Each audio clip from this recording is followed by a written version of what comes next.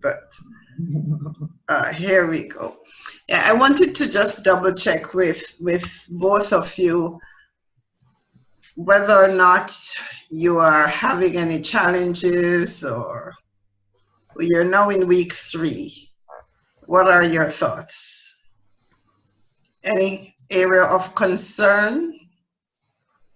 Any challenge? By the end of tonight, you would have your second discussion graded. But outside of that, and your book report, if you've submitted it so far, I haven't checked to see that, but how are you doing? Well, hey, this is Brian. I guess I have not been vocal for the last 2 sessions, so just a couple of things. First of all, I'm really enjoying the course. I'm seeing this from a different perspective. For those who don't know, I'm prior military, 30 years, so I'm kind of socialized from the military leadership perspective. So I did voice some concerns in one of my posts about how to integrate how do I say this, my military background with the servant leadership background, because it's kind of night and day. And then my second challenge, I think, is going to be as a director, trying to incorporate that into the workspace. So as we're progressing, I can see some pros, I can see some cons. So I'm just trying to connect all the dots, for lack of a better term. And I would love you to raise them, right? Especially the cons, right? Because that too will help us to make the course consider. Yeah, so one of the things cons, that at least for me, is I have a lot of millennials, and they don't see religion the way I guess most of us, well, for me, I'm older, but they don't see religion the way that, the older generations, view it. So trying to approach them from a servant leadership position can be advantageous, but conversely, they don't really identify with, religion the way we would. So for me, in the workplace, I find that challenging. Yes. And as we go along, and I'm sure you're going to be seeing how you can creatively integrate, right? Always aware of the challenges and always seeing how best we can look at the literature and the research which is being done for millennials and see how best we can make that available to you, even as you explore further on it, right? But what we really want to ensure is that this particular course is relevant to your experience. We really want to be sure that you are, in fact, able to apply what you're learning. Right? I am so much at the application level that for everything I read, I'm always asking myself, how do I use this? Which is going to inform my approach to what we do today, because I take it from where I am. What does this mean to me? And I'd want you to also indicate what it means to you, how you're seeing it, so that we get to understand and learn from each other. Dr. Henry, is there anything you want to say in response to Brian? Yes, am I on? Yes, you are. Okay, you are. Yes. I was wondering Brian, when you mentioned the lack of interest in religion of the millennials, I was wondering how you connected that to servant leadership.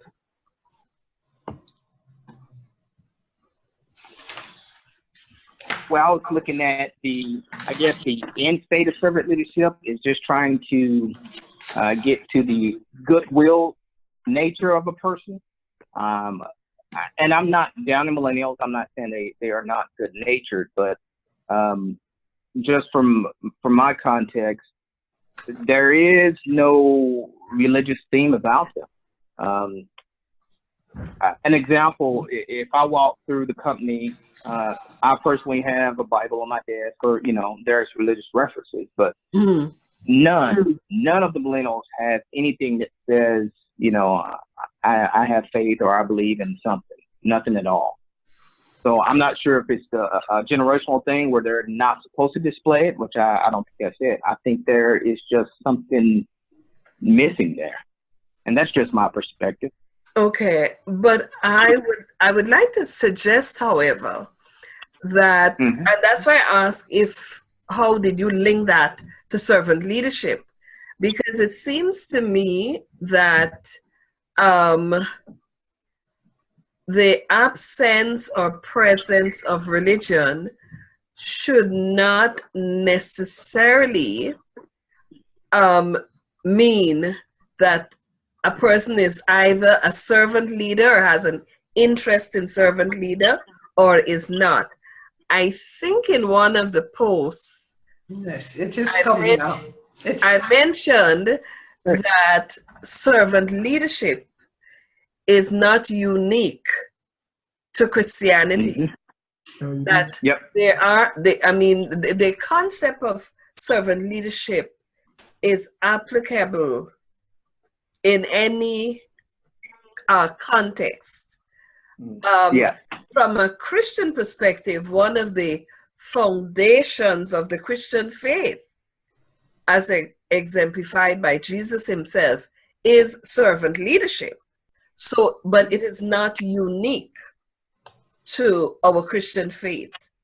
Having said that, I want to believe, and maybe I'm being a little idealistic or I'm dreaming here, that maybe one of the ways in which we could get the attention of millennials is by demonstrating a servant leadership approach, philosophy, and attitude.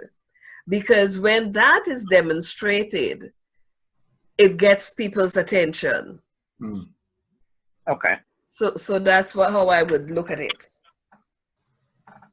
Well, I mean, great point. I do see your point, but there's other characteristics that I've noticed just with millennials themselves. The way they communicate, that they're strictly, by text or by anything. They don't like the, face-to-face interaction. That's kind of a challenge. And just their mindset of individualism versus, team effort. And again, this is just my perspective from the workplace. So I think that's another challenge. Whereas if we demonstrate servant leadership and they can see it, I am curious to see how they will view it and embrace it, if at all. Okay.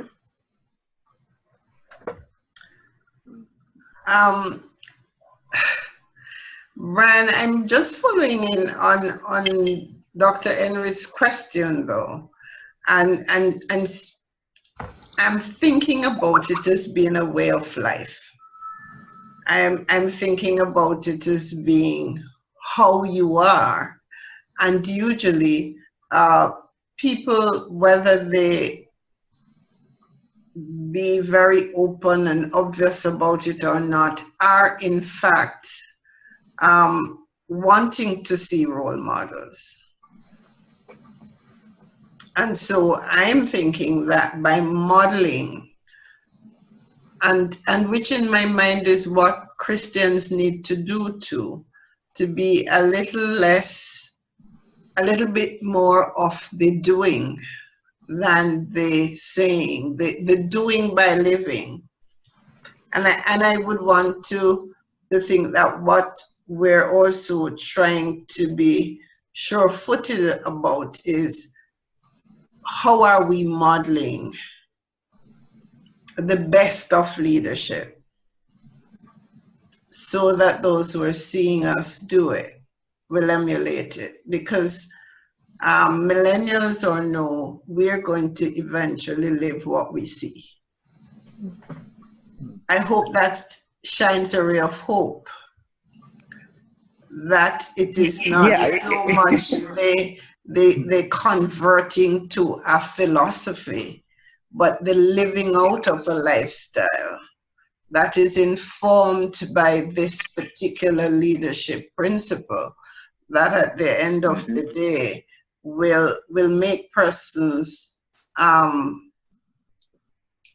emulate you or want to know more about what is motivating you, right? Okay.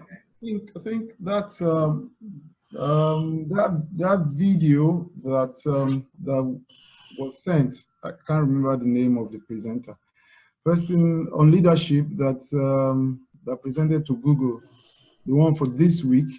Oh, Jim Kouzes? Jim Kouzes. Oh yes. I think his concluding thought was, I think he was talking about, a military person, a retired military person too. They were asking him about what's the secret to success, and I think about leadership, and he told them that the main secret is to love them.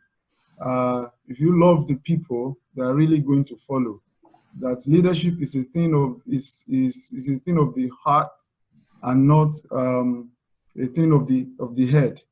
If you appeal to their heart, definitely their heads, will follow. So I absolutely, which the presenter alluded to, that that's a difficult statement to make by a retired military person, to talk about love. So I think that's what's going to help. I have a little story of what happened last week when we were closing at school, because we closed last week here. And then there is a year group, year 10, we call it year 10. That should be like grade 10, in the US. So I have taught that class, a couple of times, and there is a boy there. Sometimes he appears troublesome, sometimes he comes, normal. So I usually, give him attention, correct him, get strict with him, and then get down, talk normally with it. That was a class that I took that was really out of the handle. And when the class dismissed, I called him back and I told him, I said, Sam, I'm very disappointed about your behavior today. I'm not expecting you to have done that. And then, he gave a couple of explanations. I said, well, if you had done well, others will have followed suit and make that class, very worthwhile. So since that day, he sees me in the hallway, greets me, and subsequent lessons, I see a behavioral change, in his approach. So when the school closed that day, their class they got a couple of prizes, and then the school gave them some chocolates. So the part that was interesting to me was their form tutor was sharing the chocolates with them. So I happened to just stay in the class with them that day.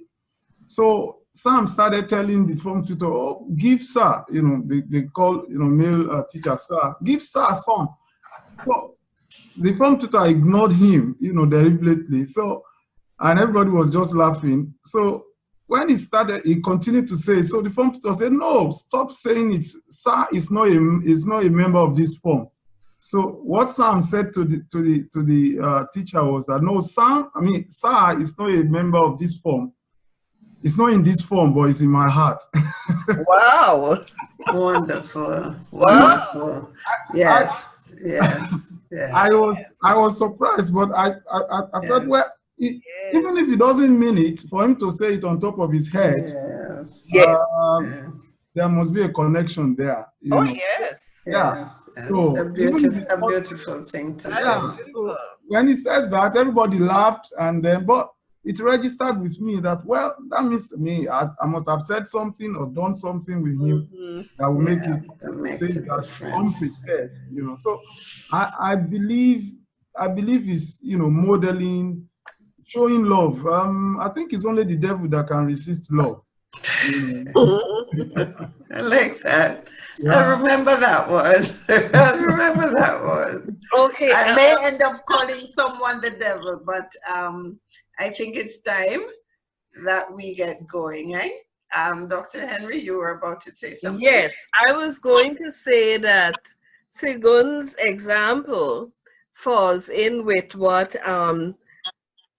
Jim Kuza said in his presentation about who are the leaders in the research shows that it's the people closest to us who Yes. are the most influential. And so when he did his research, on the top of the list, instead of business leaders, etc., it was family members and then teachers and coaches. Yeah. So Sigun's example fits the picture. Many times you ask students or ask people who are the people who've been most influential in their lives. It's usually a family member, mother, father, brother, sister, uncle, aunt, etc. It's the people who are closest to us. And can I add to that these family relationships spring up wherever we are? Yeah. And so I have children, a lot of children who I left in my past vocation. And I didn't know the importance of our relationship then because they just gave me trouble. I mean, I just thought managing was the pits. I wanted to get away from the challenges of managing.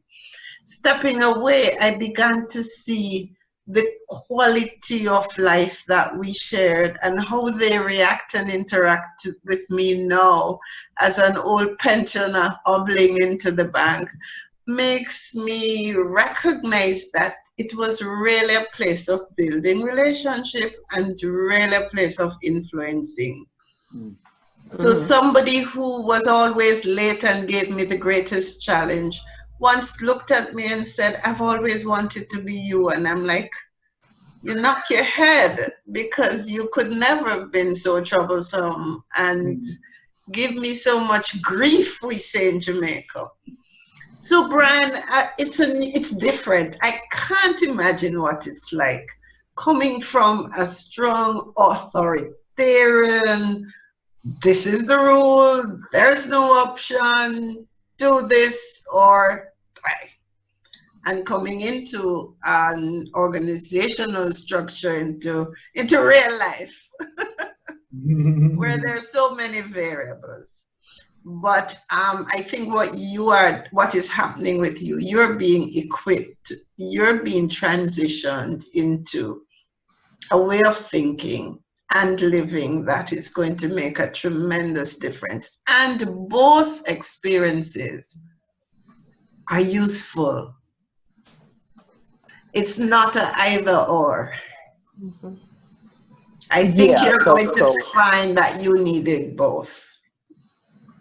Yeah, so that's, I think, one of my challenges is trying to intertwine what I've experienced as far as leadership in the military with this new concept and trying to mesh them together and use them for, you know, for the best. Again, you hit the nail on the head. Leadership in the Army is totally different. Some of it was life or death. So that aspect, I know it had a profound effect on me. The way that I lead people now is pretty much derived from that military experience. I mean, that was 30 years, so I'm kind of socialized, which I think is beneficial, but I think it's also a hindrance for me at times. Because some days I have to step back and say, okay, I'm not in the Army anymore. You know, I'm not in a deployed environment. I'm not, you know, in this country. I have to, you know, use a different approach. So. Yeah. And I'm so happy today you're here in a way in which you can talk about this. You're not where you can't even write. So I think every moment we give you to give voice to all of that is important. And I thank you for sharing. Right? Today I am on. I would have loved it to be Dr. Henry. I like to sit and listen to her. Instead, she's going to be listening to me, but I'm going to change this around. I want to be listening to you guys, right? So I have far more notes on my PowerPoint presentation than I have on the PowerPoint itself. So let's talk. I'm going to share my screen at this point, and we begin.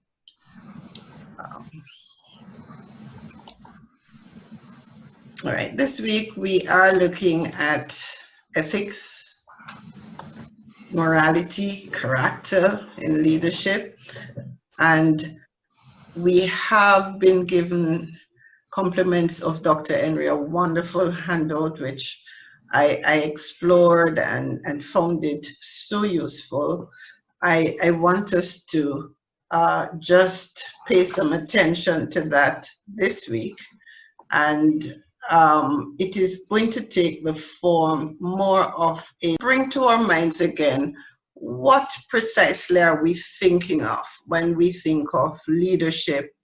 And we segued into very nicely with the question that we were deliberating the differences in the shape and form of leadership based on the experience in the Army and the experience now. But it's again what we're seeing coming out of the leadership definition is the influence. The word influence comes across very often. How are we influencing a group of individuals? Certainly, when we look at previous leadership theories, we have the Machiavellian. Are we influencing by force? Are we influencing by coercion?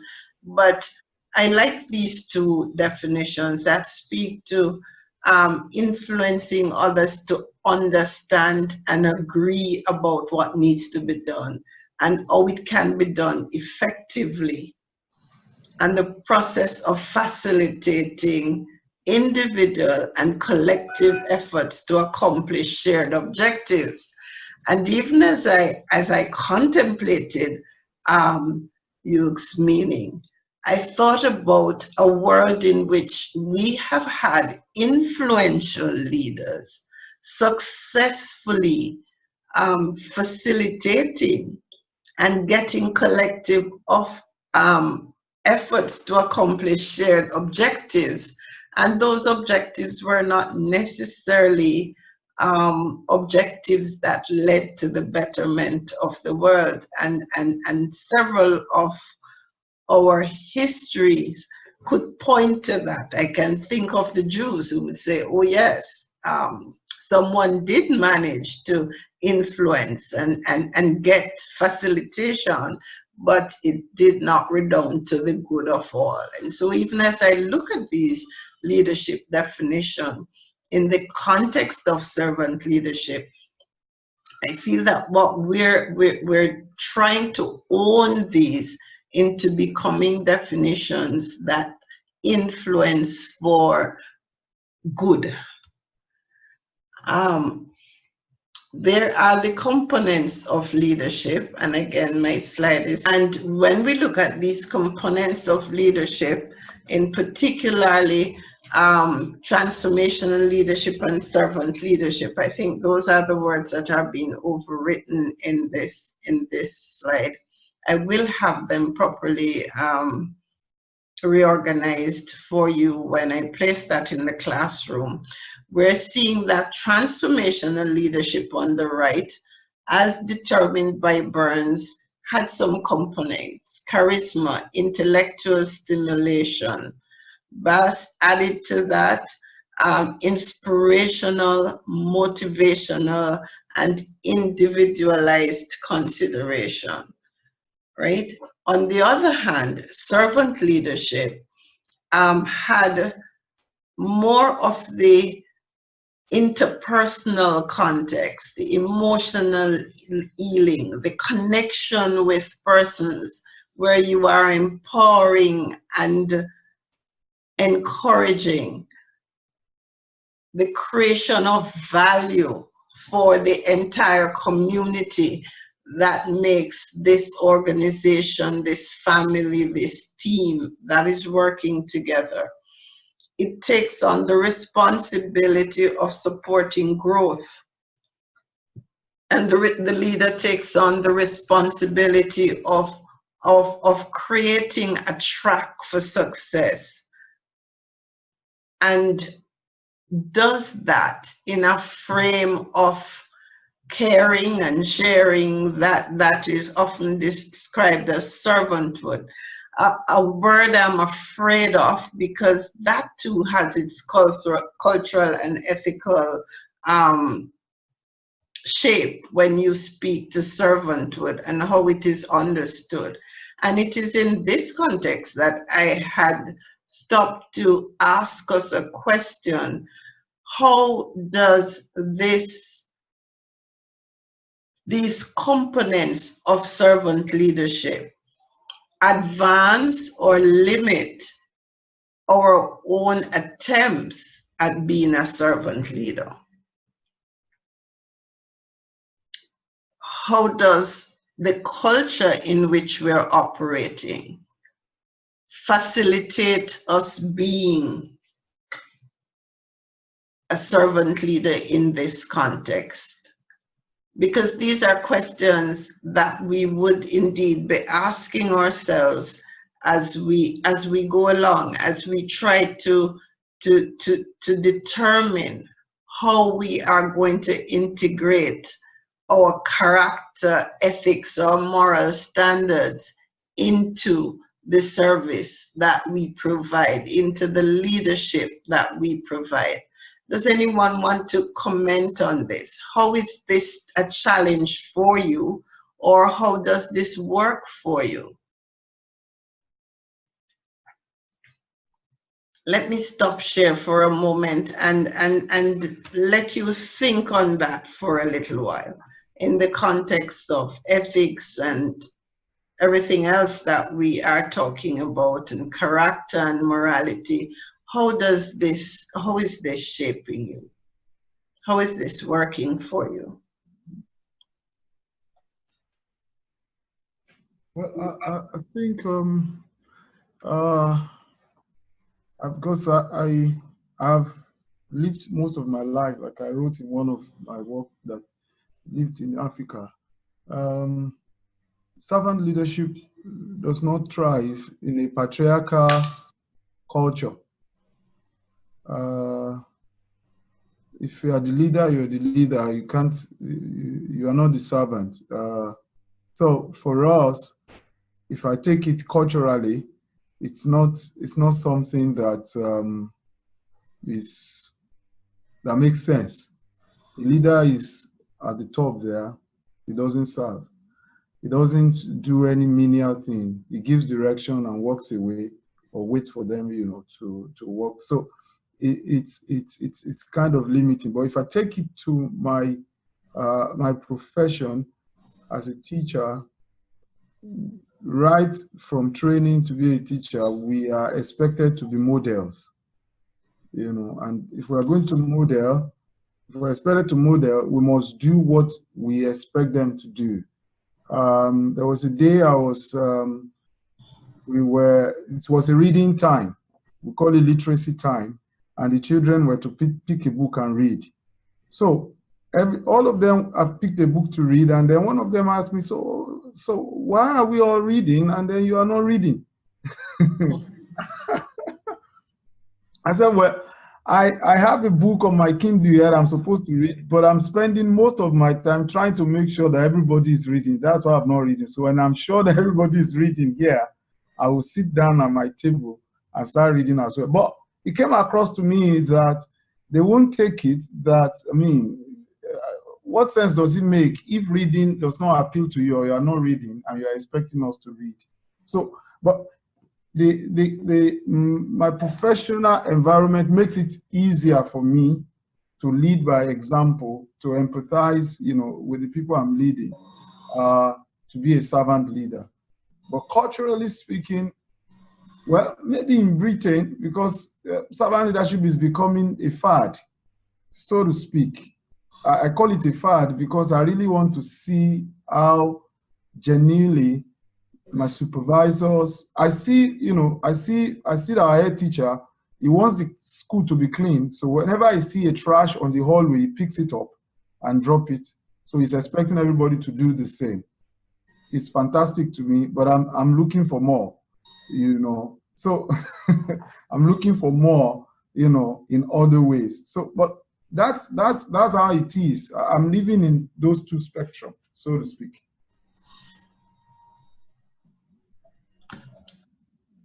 Alrighty. Anything else? Anything else coming to us from that? My screen is really still acting up, so I'm not able to see my. I'm trying to see you all online, and I'm seeing nothing else but the PowerPoint, and it's jumbling up. So you forgive me for that. But Brian, anything on your part?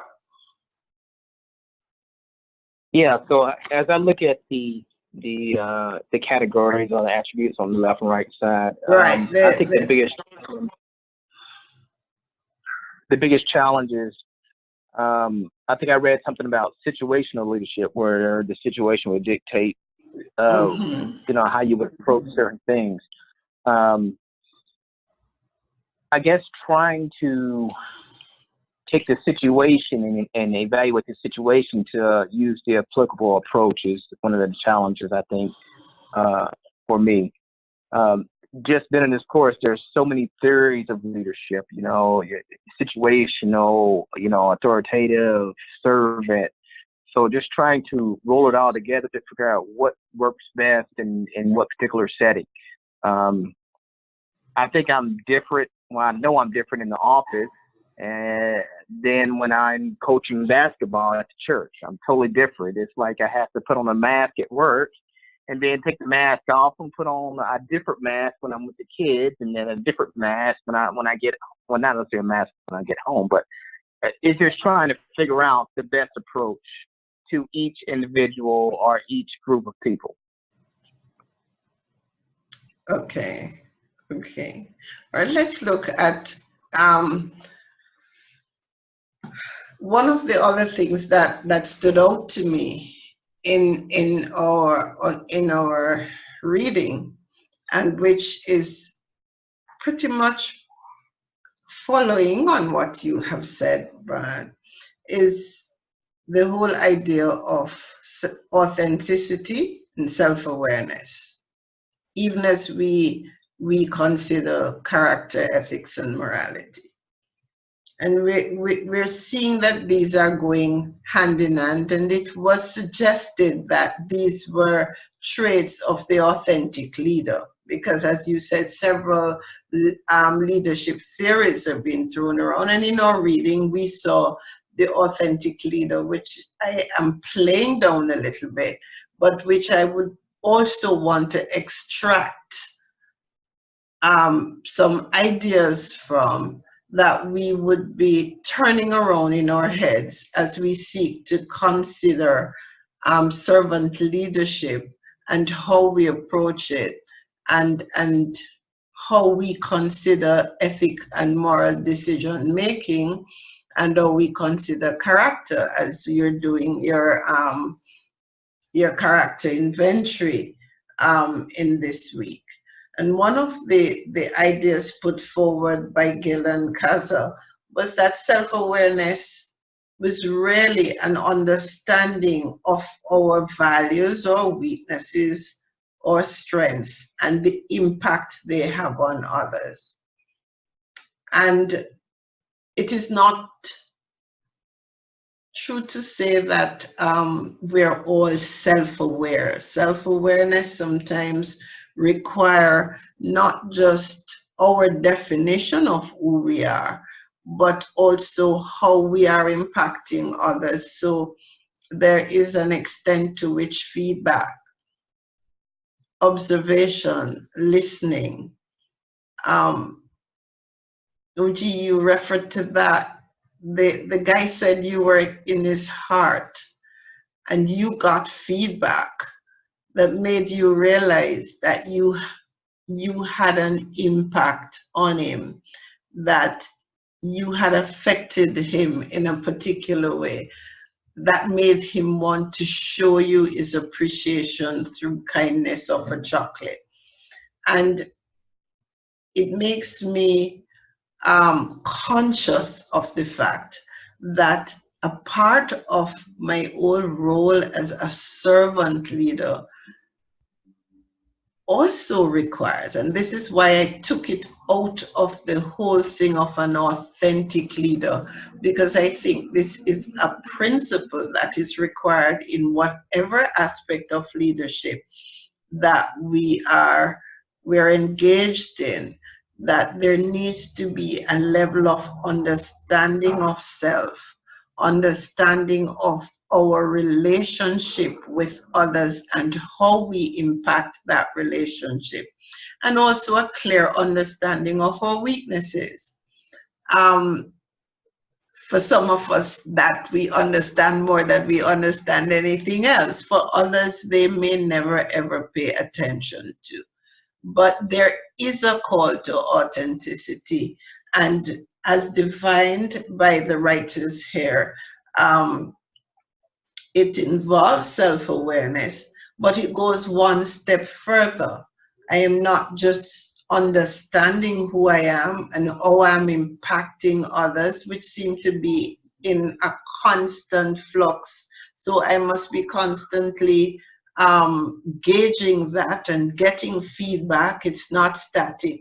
But how much am I being true to who I am? Can I deliver, for example, a lecture similar to Dr. Henry? No. Do I come to be Dr. Henry because Dr. Henry represents the standard, and I would want to emulate, and I would want to be guided by her work, but at the same time, I certainly would be totally confusing you were I trying to be her. And so the idea of presenting one's true self, the idea of declaring and being consistent, because your true self is consistent, is also a part of the consideration when we look at the whole issue of our character, when we look at ethics. As you listen to Jim Cousins, people need to build trust. And trust is built when we can be relied on to be who we are, whether we are awake, asleep, or but in dark places or light places. And so we focus on these things a bit. I wanted to draw attention to that, but also to ask you, what are the challenges you face in being authentic? Because can you be your real self in all situations? You spoke about authentic, about situational leadership. How does situational leadership impact authenticity? I'm a different person for each situation, but does that mean that my core, the who I am, my genuine response is subsumed because of? Am I in an unusual culture, a strange situation, and then my real self is suppressed? And how does that impact what I'm doing, the effectiveness of what I'm doing, and how does it impact those with whom I am interacting with? Is there any feedback on that? Anything anyone would want to say as it relates to that?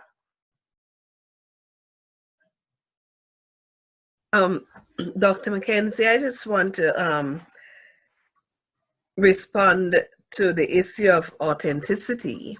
Yeah. And I look at how it's defined here in the 7 pillars.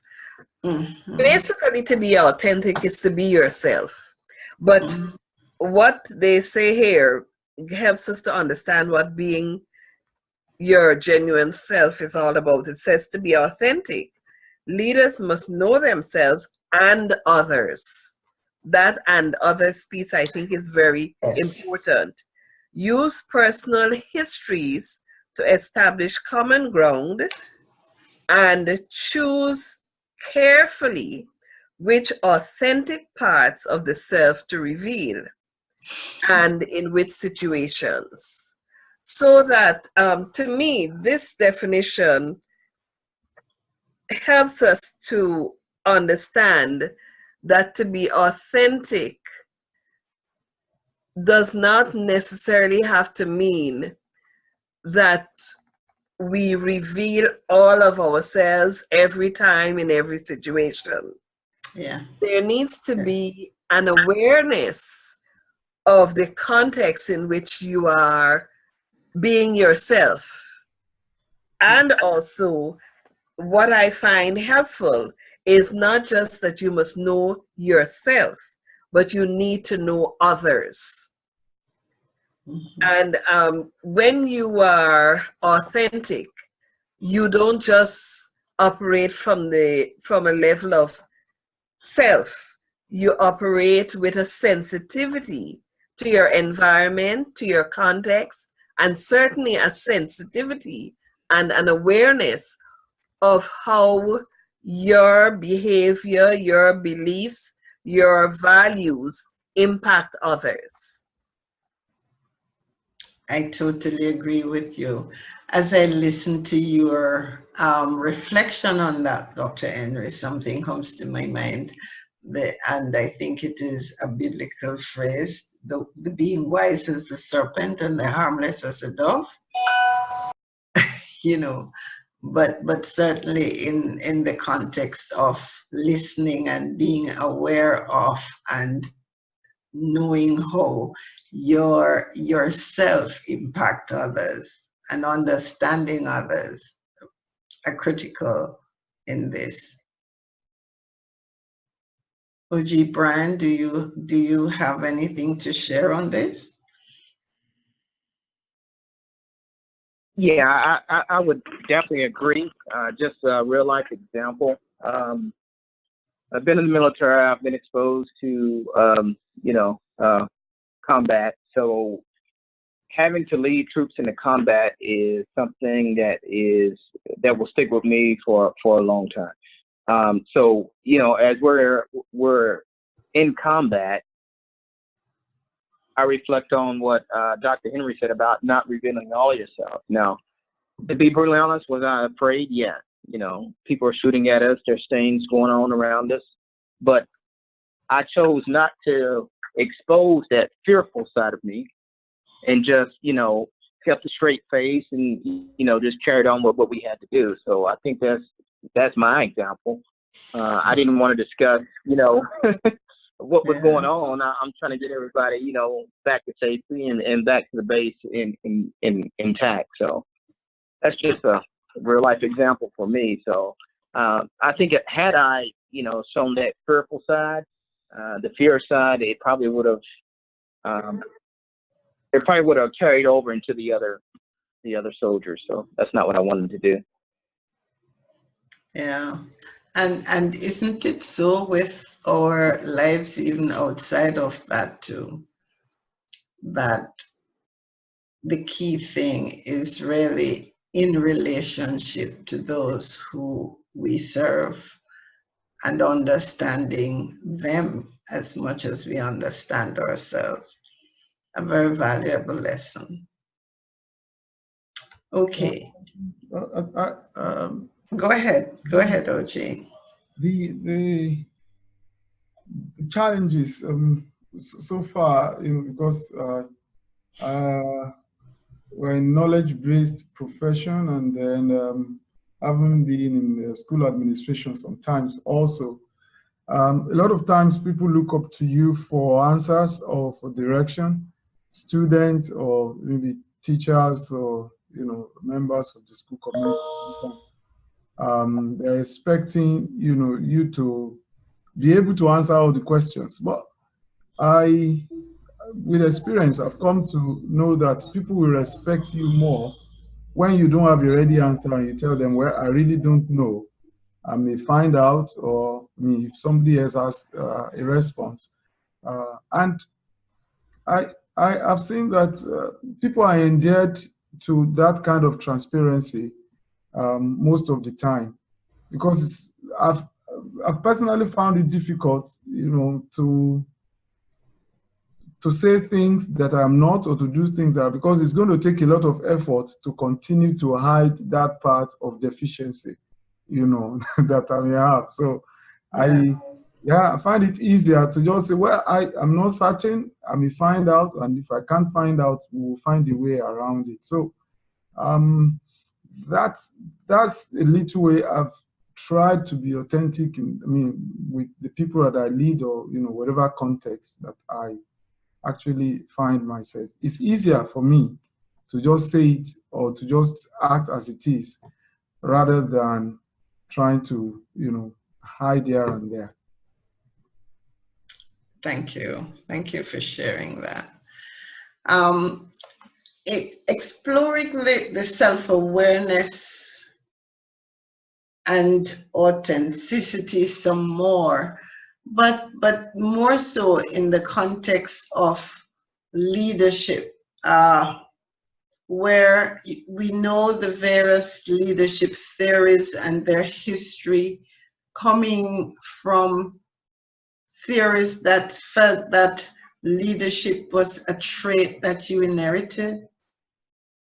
Leadership could be learned because it was more behavioral. I brought that into the equation of self-awareness because as I read, and I'm sure you may also have read that paper, the context of, is it either or?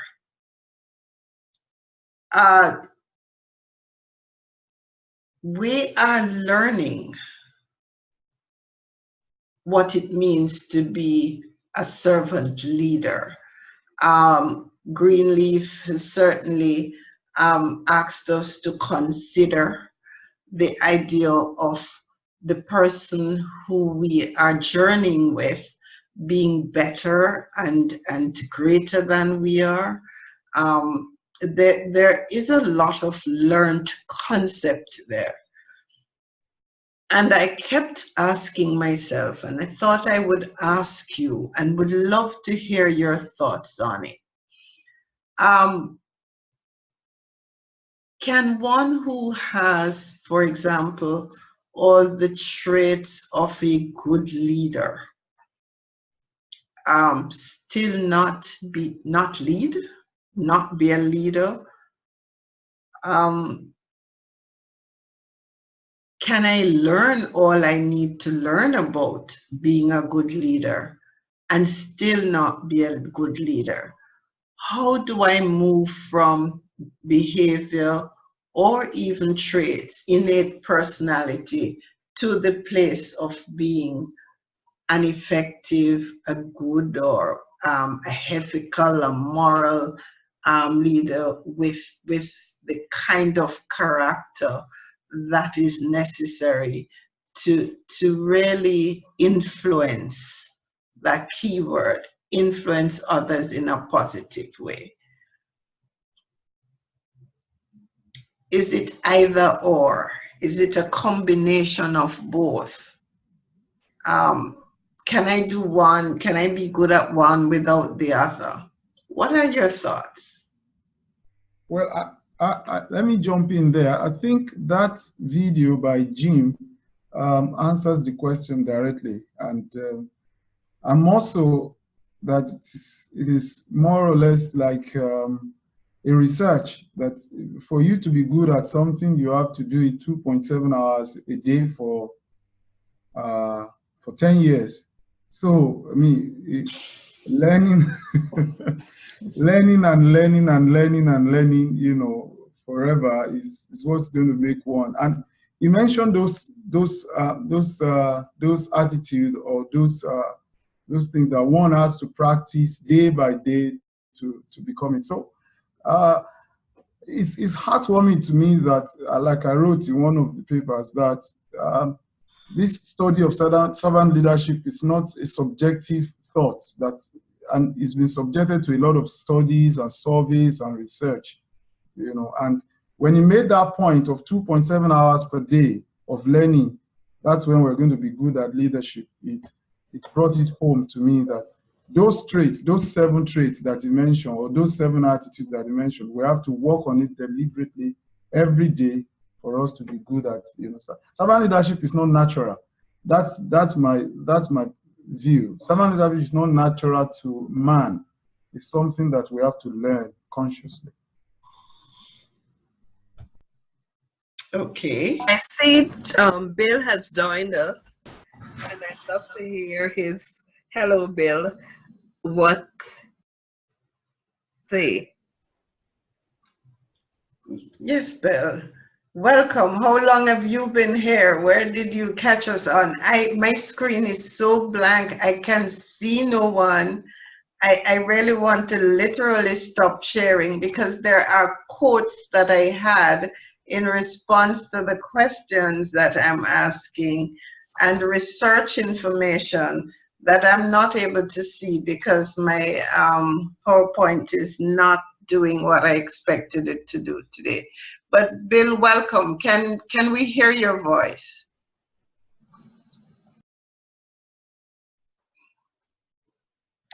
Are you muted? Sorry, is better? Yes, we're hearing you now. Okay, sorry. I joined you about 15 minutes ago. I'm sorry, I had a pastor in my office with a crisis and it's just getting to you. Sorry.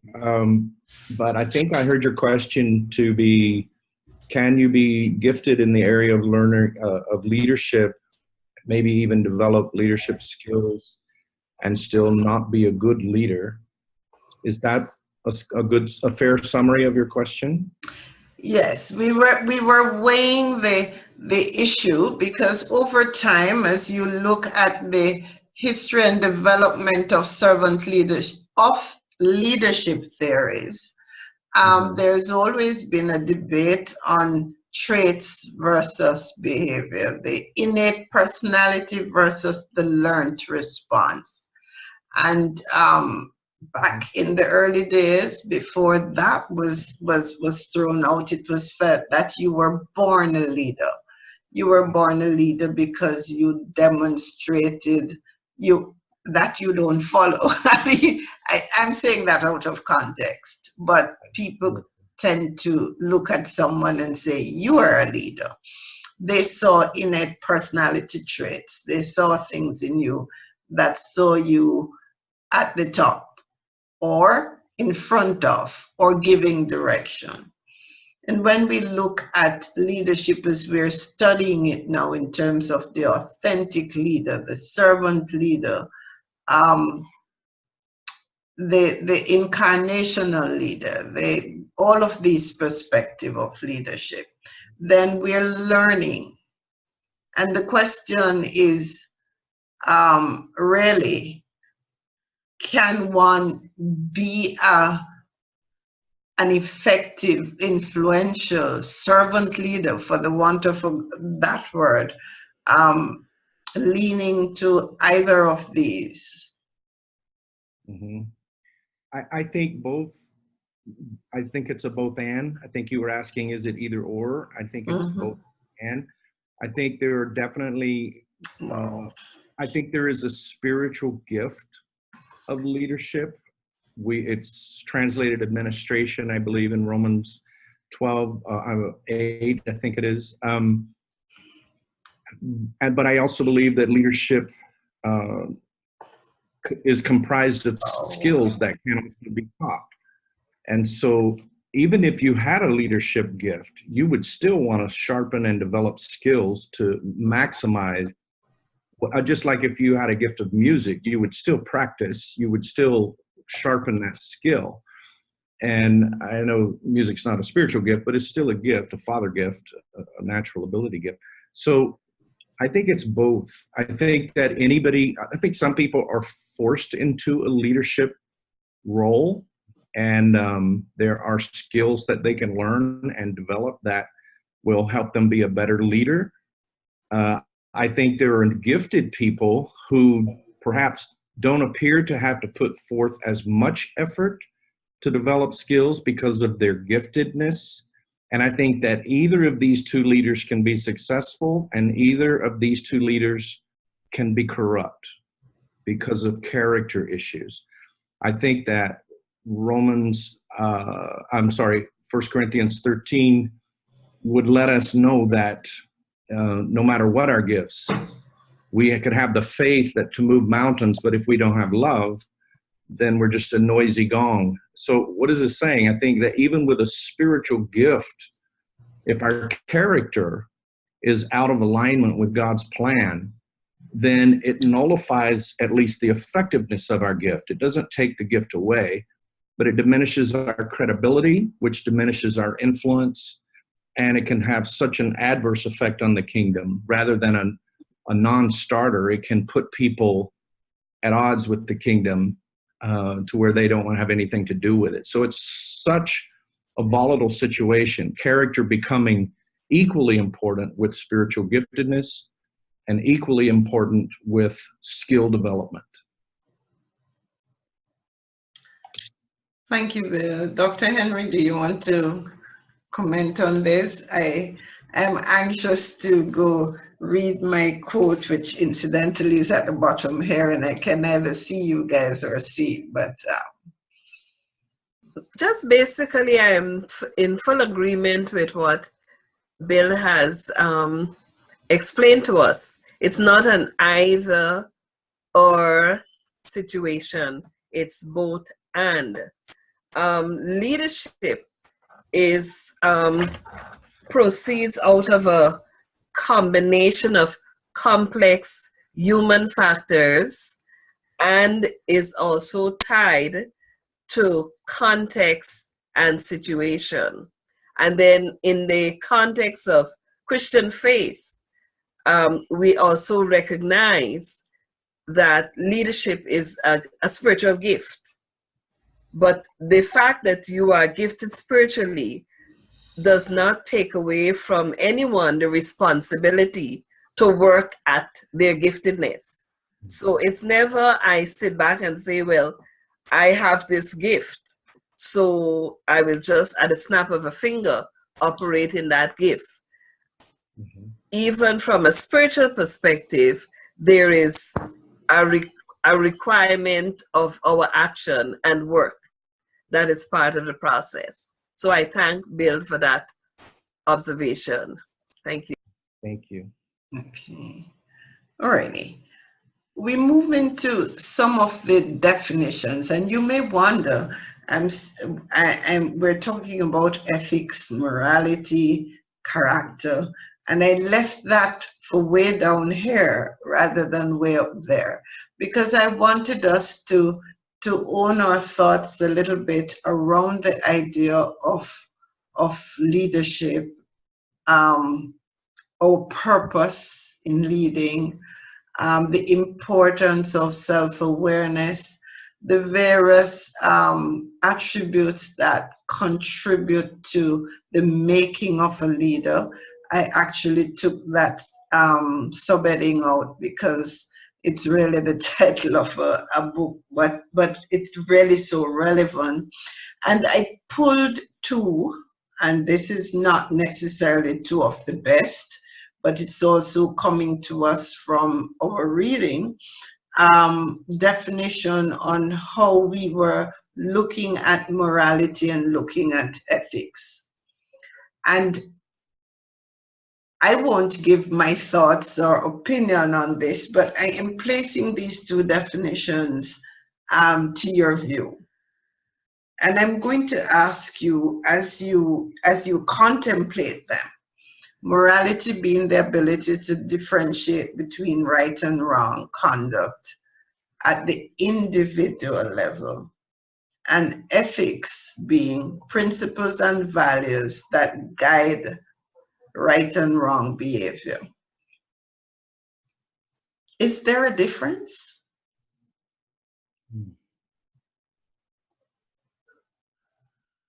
Could you read the first definition again, Dr. McKenzie?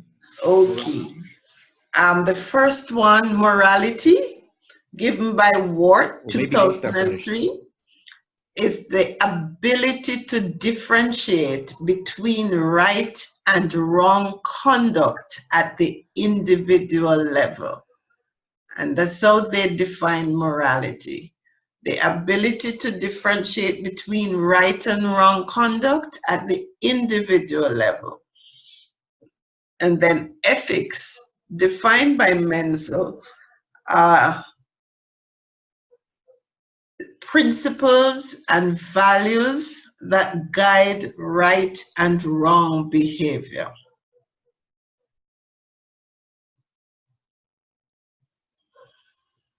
And the question is there a difference? Is there a difference? If I were to respond, I would say that ethics would better define a community or a group of people who have a common sense, or a common, not common sense, but a common sense of what is right and wrong, and morality is what each of those individuals, how their behaviors match with that collective ethic. That would just be a quick, off the top of the head definition. Okay, so you're saying, if I'm hearing you well, that ethics is community oriented and common values. Yes. And morality is my individual response, in or out of community. Yes. Am I putting words in your mouth there? No, I mean, we could have a common we could have a common agreement on what is right and wrong, but one or more of us could be immoral. It wouldn't mean that the ethic was wrong. It would mean that the individual behavior was not in alignment with our commonly held ethic. Okay, okay. I like that. Anybody else wants to contribute here? Are we splitting hairs? Can I be one and not the other? And if I'm wrestling with my character, my self-awareness as a leader, all of that, my authenticity as an individual and as a leader, how am I seeing moral and ethics? Are they wrapped together? Are they? There's some who would say there are not much difference between them, and I do have that reference. I want to get to it, and I'm afraid of messing with my screen. But if I could say one more thing, Dr. McKenzie, I think that I could embrace an ethic and champion it and still fall immoral because of the weakness of my own flesh. It wouldn't be because I've abandoned the ethic. It's because I'm either weak or whatever would be my excuse. So I think that they can be separated. Yes, I think it can happen. Yeah. Any other thought on this?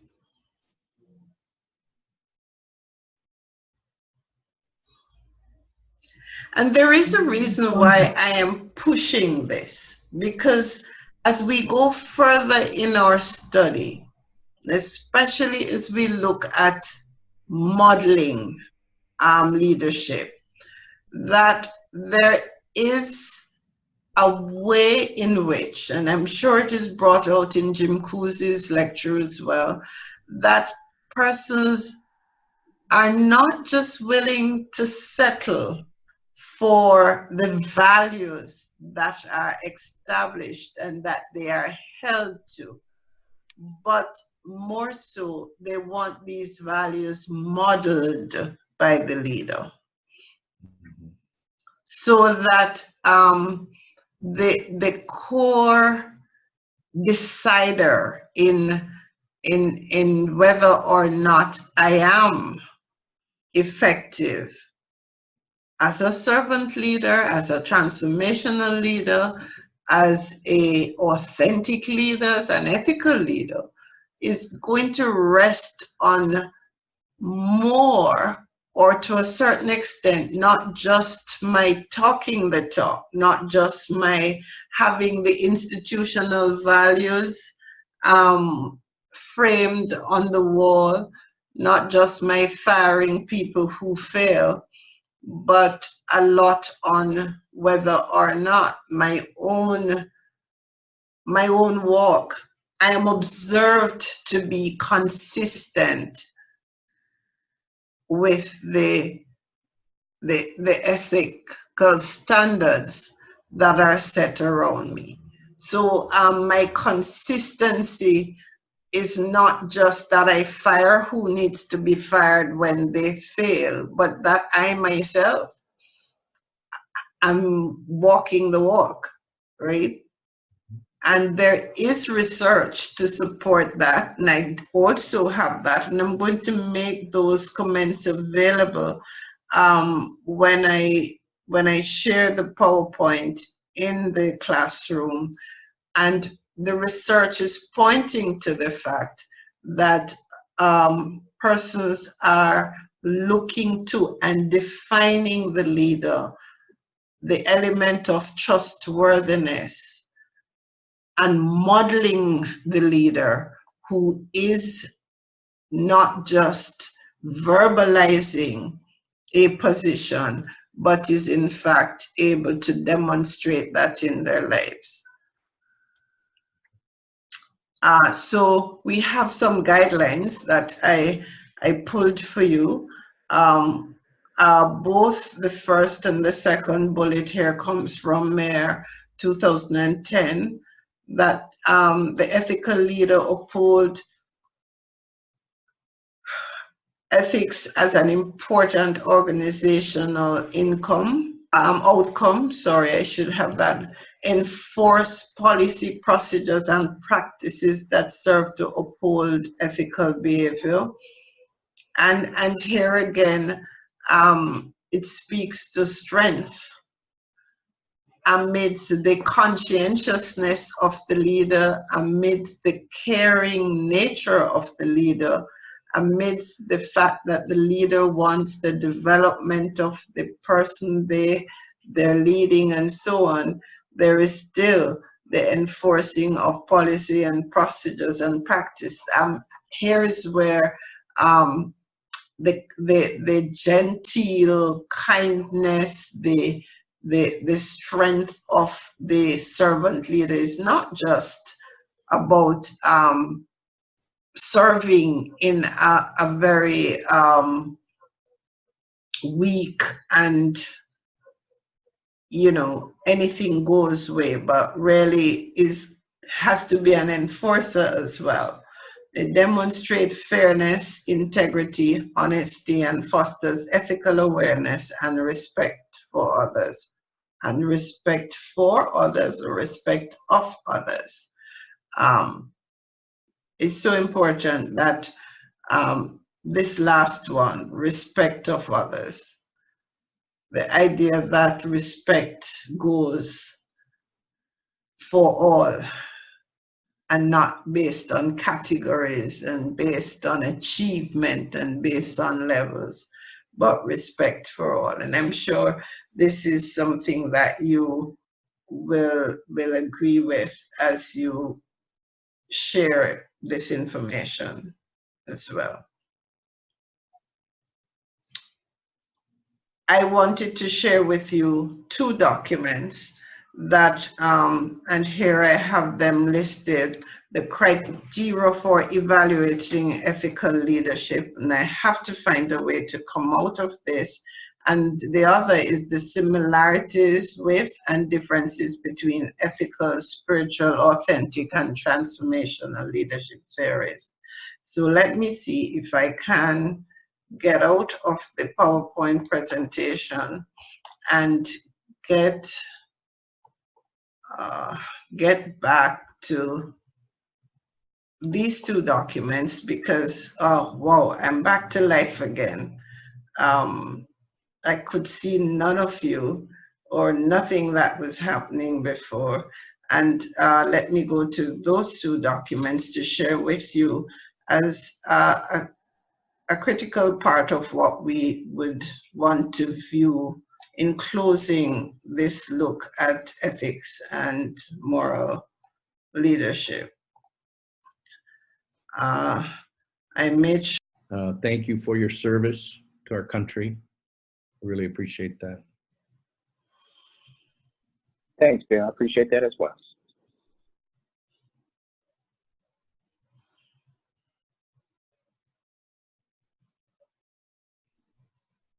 Yes. This is, in fact, my enlarging a portion of the reading that you do have in this week's reading, but I wanted to bring this to your attention, and it speaks to the criteria for evaluating ethical leadership. And the criterion that was really being used at this point is use of leader power and influence, handling diverse interests of the multiple stakeholders.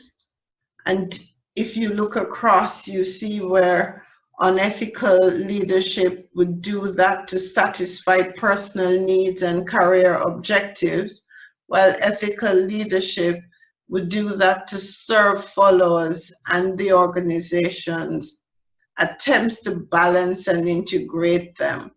So I wanted to bring this to your attention, but I also want you to go back to your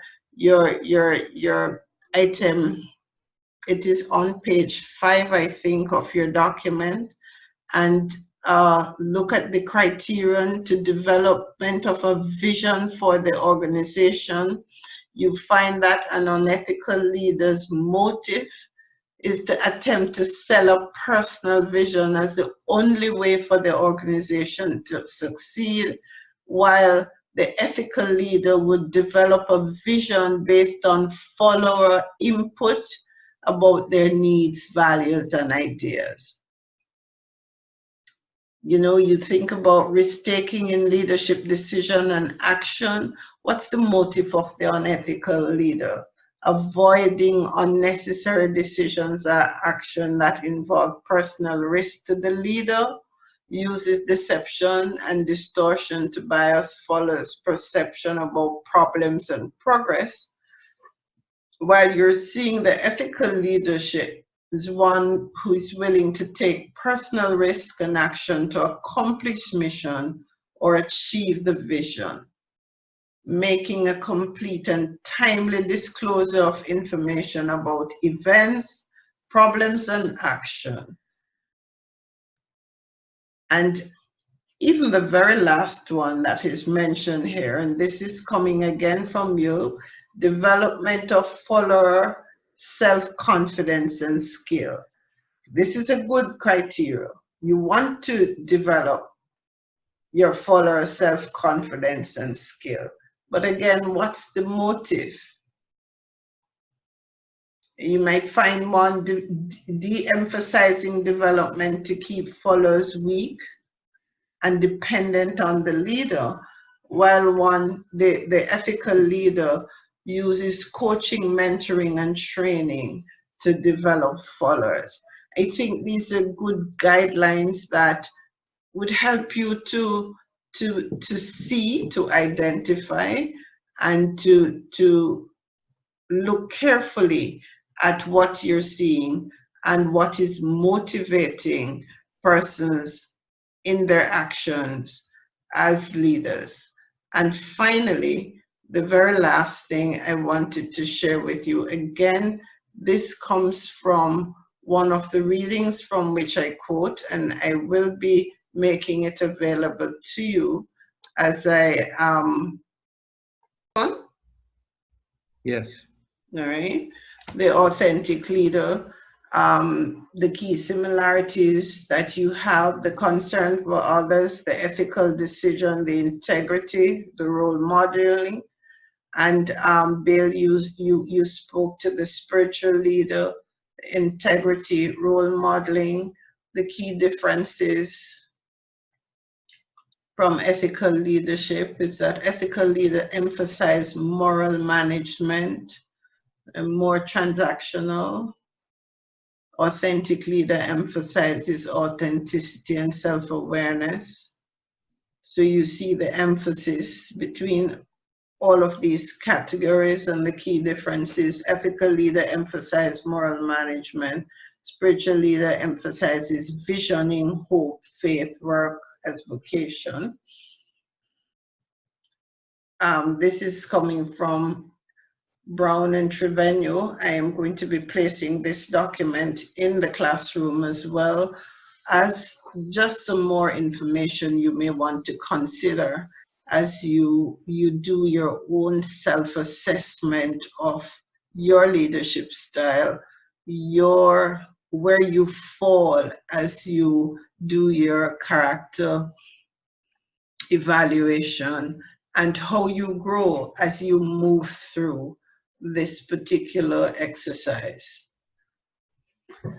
So those are just two things I would have wanted to close with, and to hear from you as you've listened, what you've gleaned and how you may be able to work with the information you have here in week 3 to further digest and assimilate and implement the whole idea of servant leadership in the various forms and features that you're looking at on a weekly basis. I was just going to say thank you. It's there is so much to unpack when we look at leadership, especially when we look at servant leadership, and certainly underlying every leadership philosophy are the issues of character, ethics, and morality. And I think servant leadership, the nature of servant leadership is of such that we have to be aware of those 3 things as inherent in servant leadership, especially in the context of Christian servant leadership. Yeah. Well said, well said. And my observation from even pulling all of this together for you was that it's not just a given. It involves analysis, wrestling, looking at various perspectives, and seeing how you are able to contextualize it in your own setting. Right? And I say that being fully aware that my initial introduction to servant leadership had me wrestle with servanthood. Not because I was not a believer in Jesus's approach to servanthood, but because I was seated in a culture that the display, as OG pointed to, of that approach to leadership, right, was in itself a sign of you not being worthy. you're coming out of a context in which servanthood represented slavery, full stop. And the people who served were the people who that was the only thing they could do or must do. And so I felt in my spirit I had a servant heart, but I also felt the classification that came with that. And the fact that you were either or, you could not be both, based on how your culture saw. I can never forget, I hosted an overture. I did not get support, the support I needed. So in that overture, I did a lot of the driving, I did a lot of the serving. And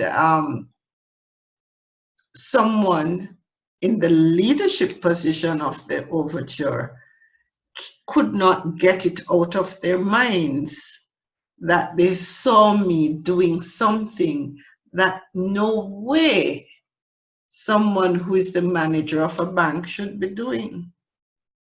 It was used against me. Mm-hmm. And this is someone with a doctorate in transformational leadership. Mm. And I recognize how much the culture had framed certain activities and had also framed a particular presence that made some jobs really not things you do. So as we look at how we are, you know, equipping ourselves to do what we have to do, what are some of the things we have to defog? What are some of the changes we have to make in culture and so on as we assimilate all this? Because it can be just a written paper in which we know the right things to write. But then when we begin to wrestle with application in context of culture, in the context of our own mindset, in all of these things, where does it fit? I've been saying to several persons these days who, for example, hold on to positions and will not let them go, will not let anybody else do it. And they said, we can't leave the world a better place if the persons who come after us are not better than us. We can leave the world the same place if they get up to us. We certainly leave it worse when they're not as good as we are. With that, I give you someone the last word and ask you to close us in prayer.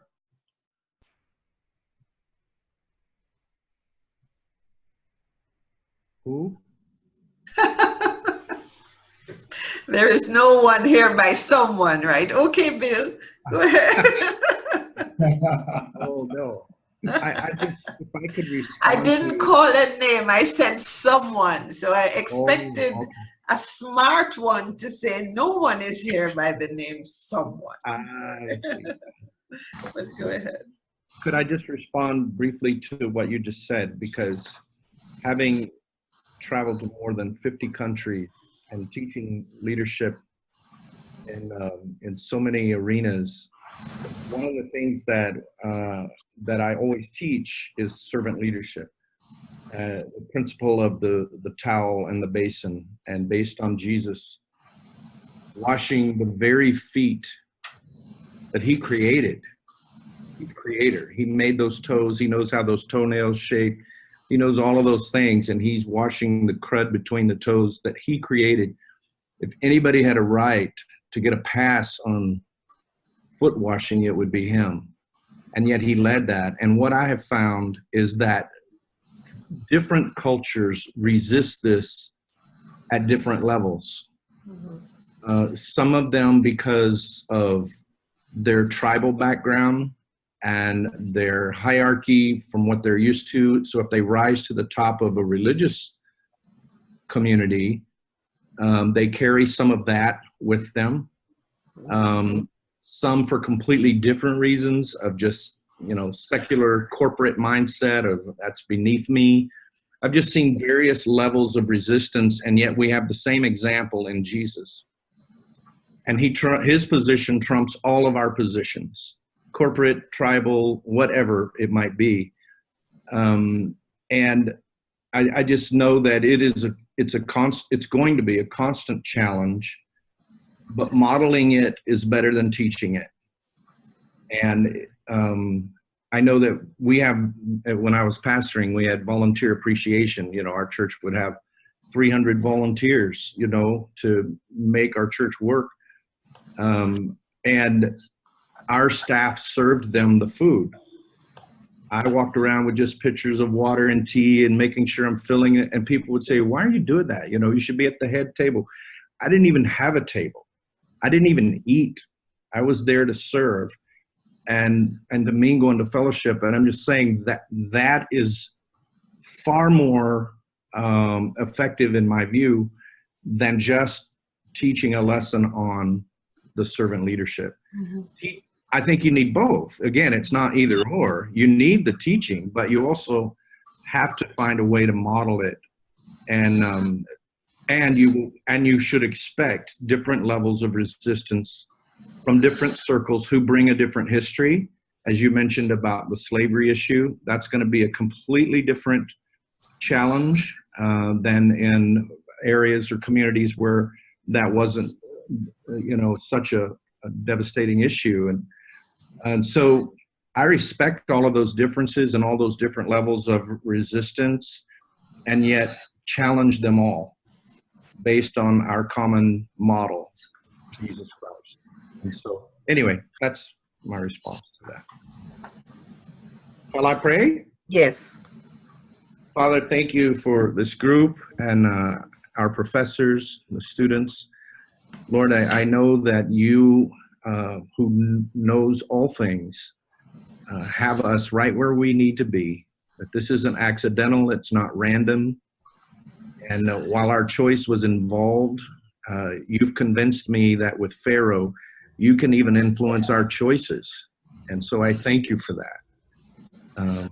As a man turns a water spout, so the Lord can direct the heart of a king. And so, Lord, we are here by your design. And so we thank you, Jesus, that you are instilling something in us that we need to more fully embrace and learn. And Lord, even if it's something that we have said this is our ethic, that our morality will rise to live out in better ways, more full ways, what we say we embrace and what we believe. Teach us, Lord, through this class, through your Spirit, and through your word, how to be better servant leaders, we pray. In Jesus' name. Amen. Amen. Amen. Thank you. Thank you. Thank you all. Yeah. Thank you all, and enjoy the week in class, and looking forward to seeing you again in the Zoom room soon. Okay. Thank Bless you. you. Bye. Bless Thank you, you. everybody. Bye-bye. Be there. Bye. Bye-bye.